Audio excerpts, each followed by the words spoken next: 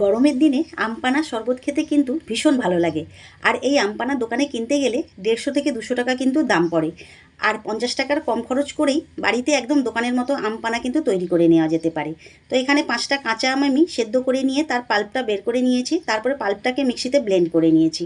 আর এখানে 2টো পান পাতা আর 1 মুঠো পুদিনা পাতা নিয়েছি, সেটাও পেস্ট করে নিয়েছি।